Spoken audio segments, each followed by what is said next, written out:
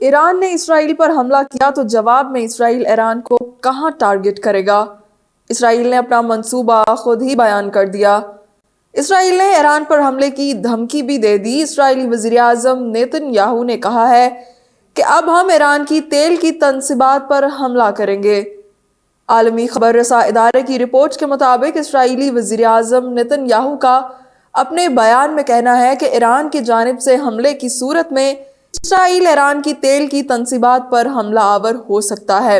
اسرائیلی وزیر اعظم کی جانب سے یہ بیان ایسے وقت میں سامنے آیا ہے جب اسرائیلی صدر امریکی دورے پر ہیں، جہاں ان کی امریکی صدر جو بائیڈن سے ملاقات متوقع ہے۔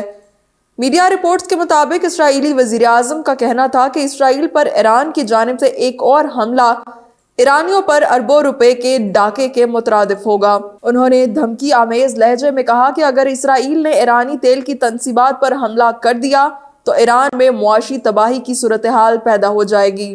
اکتوبر میں اسرائیل کے ایران پر فضائی حملے کے بعد ایران نے تیل کی سپلائی بند کر دی تھی، جس سے تیل کا بحران عالمی سطح پر پیدا ہونے لگا تھا۔ اس وقت ایران دنیا کا تیسرا بڑا تیل کی پیداوار والا ملک ہے۔ اسرائیل اگر ایران کے تیل کے کنووں پر حملہ کرے گا تو دنیا میں تیل کا بحران شدید ہو جائے گا اور تیل کی قیمتیں آسمان کو چھونے لگیں گی۔ یہ بحران ایران کے ساتھ دوسرے ملکوں کو بھی معاشی بحران میں مبتلا کرے گا اور پھر ایک بڑی مزاحمت کا اندیشہ پیدا ہو جائے گا۔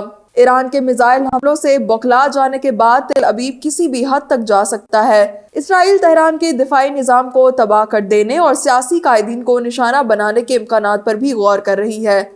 مشرق وسطیٰ پر طویل مدتی جنگ کا خطرہ شدید تر ہو جائے گا۔ واضح ہے کہ اپریل کے مہینے میں جب ایران کی جانب سے اسرائیل کے خلاف 300 سے زائد میزائل اور ڈرون داغے گئے تو ایک بار پھر ایرانی تیل کی برآمدات پر پابندیاں سخت کرنے کے مطالبات اٹھے، جو اس ملک کی معیشت کے لیے نہایت اہم ہیں۔ متعدد عالمی پابندیوں کے باوجود ایرانی کسٹم کے سربراہ کے مطابق ان کا ملک 2024 کے پہلے عشرے میں تقریباً 36 ارب امریکی ڈالر مالیت کا تیل برآمد کرنے میں کامیاب ہوا، جو 6 سال کی مدت میں سب سے زیادہ ہے۔